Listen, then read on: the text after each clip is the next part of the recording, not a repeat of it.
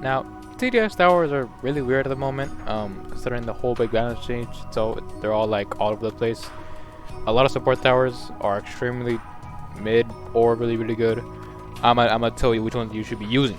Okay, I'm gonna tell you.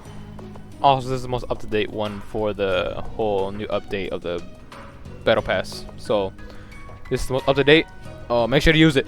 Our number one spot, it'll be Tesla. Now regarding Tesla Tower, he hasn't been changed, so he's obviously S tier, so you should be using him. Like literally, you should be using him all the time because he's one of the best towers in the entire game. He's extremely good because he has two of the most important detections. He has like what 12 hits at max level.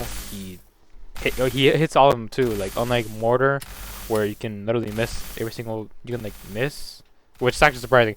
Remember it was bugged a little bit ago where the Mortar couldn't even take out a Speedy. So yeah, this guy like always hits his targets and he does like 200 damage a hit, and it's like super fast too. So yeah, this guy's amazing.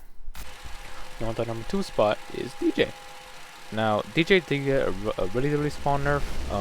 The little passive buffs when the DJ track is not centered on a specific track is nerfed. Like the discount went from around 10% I think before to 7.5. I kind of forgot at the moment, but they still didn't get changed a lot, so it's still really good regardless.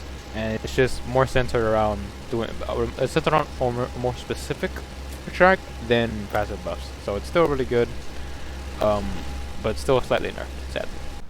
For number 3rd spot, we got Medic. Now Medic, this Medic's really good.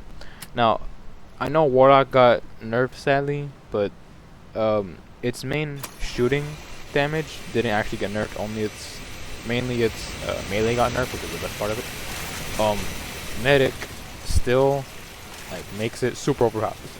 Medic makes Warlock overpowered, and every single tower overpowered. You can actually chain Medic if you have like, I think like 3 medics. You can like chain a certain amount of towers with Medic. It's especially good with Accelerator because Accelerator got like their placement a bit nerfed, so now it's only 5, and Medic can only have 5. So you can just chain a 40% damage buff with on accelerators with Medic. It's really good.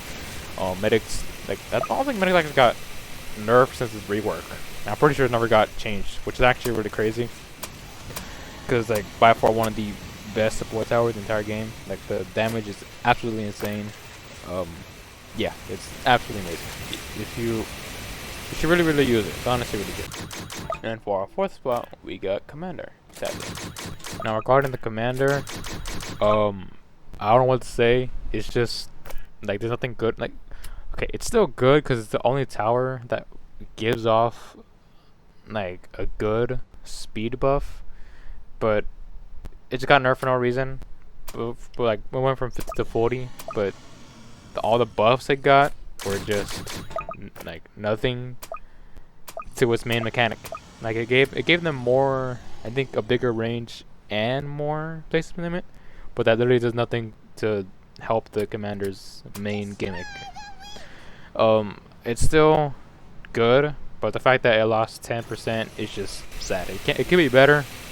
Just know that TDS hates Commander in a way, and it's propaganda actually. They know that everyone loved Water Knight Commander. It was my personal favorite. They loved Water Knight Commander, and they're like, you know what? They're using this skin too much. Let's nerf it. Just nerf the hell out of this tower. And yeah, there we go. But Commander's not that bad.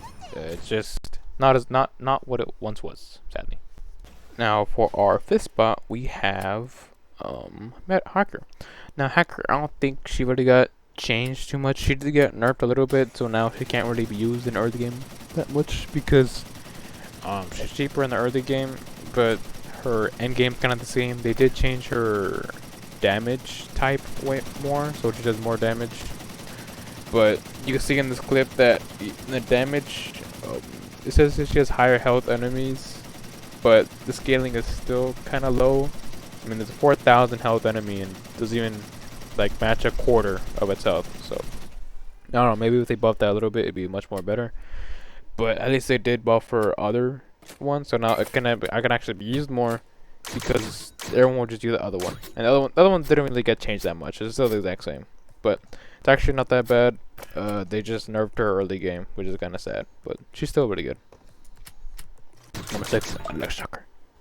Now I would just doo-doo all over Electric Shocker, but the thing is that it's not really that bad anymore because it actually hits hidden now, which is one of the main things I had about it, because it was completely outshined by Tesla and it had nothing going for it. So like, why not make it have its own thing? And it actually did.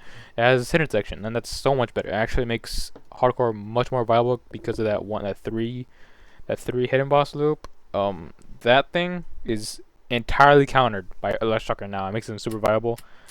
But besides hardcore, I think he's not really that good because a lot of hidden enemies aren't that deadly in main game modes. In main game modes, it's just mainly like bullet sponges all over the damn map. So Tesla still beats it. Tesla still beats Electric Shocker in normal game modes, but Electric Shocker can actually be used now in hardcore mode, which was I was dying for that. But I don't even need to do hardcore anymore because there hasn't been any more quests or like anything for gems. So I actually have 11,000 gems. So I don't really, even if something did come out for hardcore, I'd buy it instantly. In our number 7th spot, we have Pyromancer. Now I know Pyromancer is actually kind of good. Its main gimmick is defense, like moving defense. It's like cutting it in half, and oh my goodness, like TDS is pushing so much defense on these enemies now. It is genuinely like needed for Pyromancer because oh my god, the defense is so annoying in this game because there could be like some enemy with 80,000 health and they have what, like 100 defense. So your towers do half the amount of damage. So it's honestly really needed. But considering, I don't know, I feel like the Pyromancer is just as its only gimmick, and that's all that really has because it doesn't really have any late game potential. It's just mainly defense mode, which is actually kind of sad. But maybe they can rework it so it actually has something else going for it. And in our last spot, we got Freezer.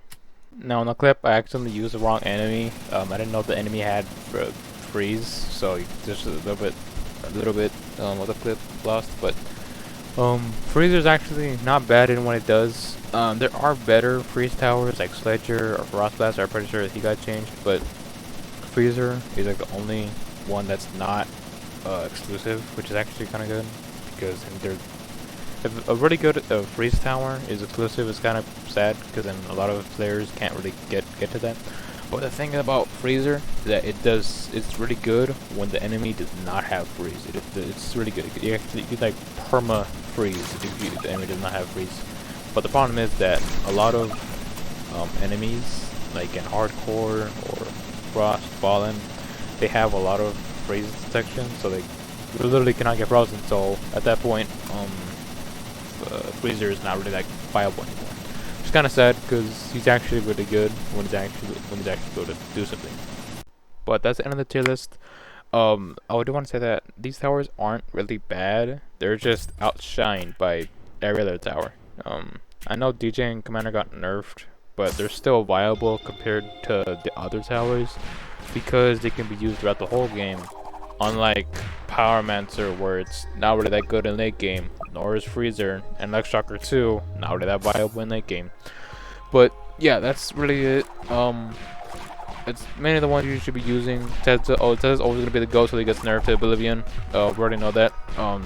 TDS likes to nerf their towers to Oblivion, so they're never seen again for another like few months until they're revived back, so they become mid. But yeah, I post TDS content. Subscribe if you want. Bye.